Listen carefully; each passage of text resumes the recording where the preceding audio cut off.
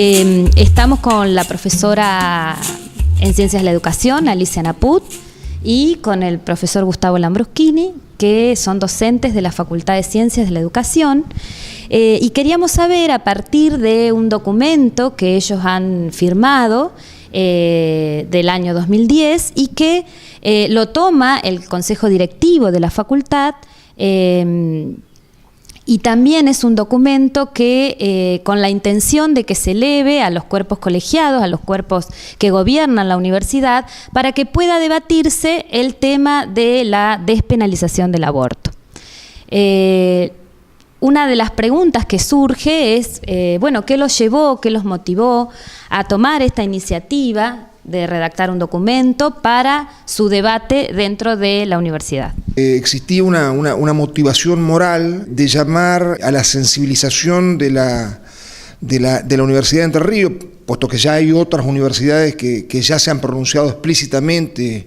en apoyo a la despenalización del aborto. Digo, sensibilizar a la Universidad de Entre Ríos del escándalo moral que significa que el aborto esté penalizado, ¿no? Es decir, que implica por lo menos un triple agravio, ¿no? Por de pronto está el hecho de que las mujeres que necesitarían la legalización del aborto son las mujeres pobres, porque este país y esta sociedad es lo suficientemente hipócrita como para saber que cualquier persona que tenga cierto pasar económico está en condiciones no solo de hacerse un aborto seguro en la mejor de todas las clínicas, sino que incluso se lo pague la propia obra social, simplemente con la operación que es un raspado, ¿no es cierto? Hubo una pérdida, de modo tal de que acá hay una inmensa hipocresía por un lado, porque la penalización es la penalización a su vez de las mujeres pobres. La segunda cuestión que está en juego es la cuestión sustantiva, que es la que afecta a la libertad, ¿no? Es decir, un principio fundamental del derecho que sostiene la totalidad del edificio jurídico del Estado de Derecho en cualquier país civilizado es que uno es dueño de sí mismo, de su cuerpo, de sus capacidades, de sus habilidades y de las cosas que obtiene mediante él. Sin embargo, nosotros vemos que por una rémora, por una persistencia injusta del patriarcado, las mujeres no son dueñas de sus propios cuerpos y por lo tanto no pueden plantear simplemente el dilema moral de decir, yo no quiero tener un hijo o no lo quiero tener en esta circunstancia. La tercera es llamar la atención acerca de que toda mujer que aborta no es un victimario, sino que es una víctima,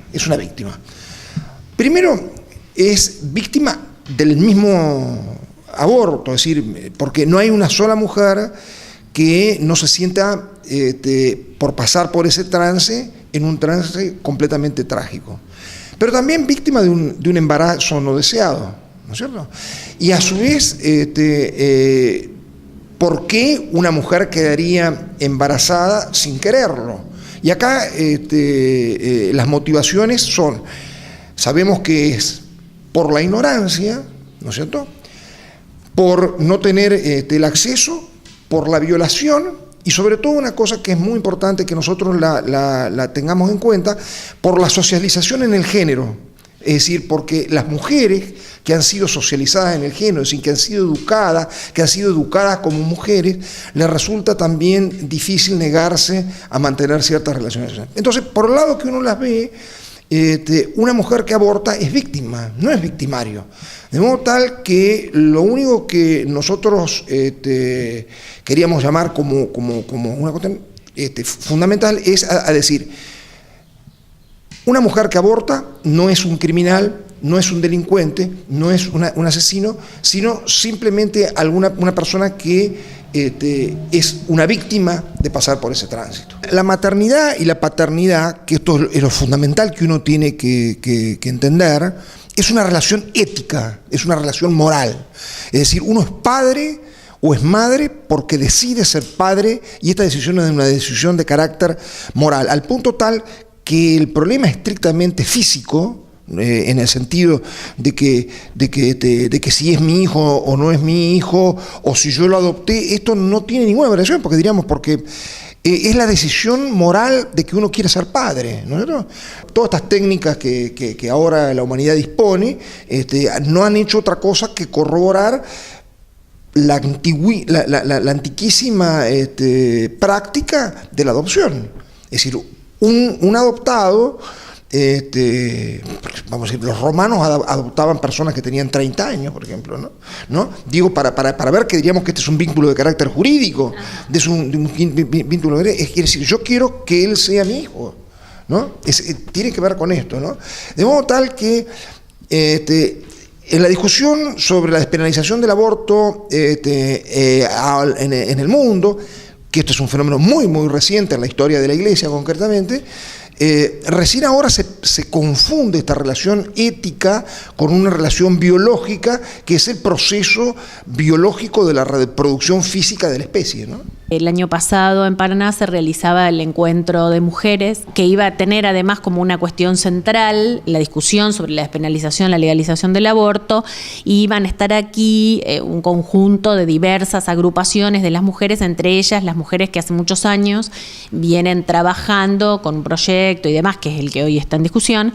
de la campaña nacional. Entonces, lo que nos planteamos en realidad desde la Cátedra de Política de Educación y de Teoría Política y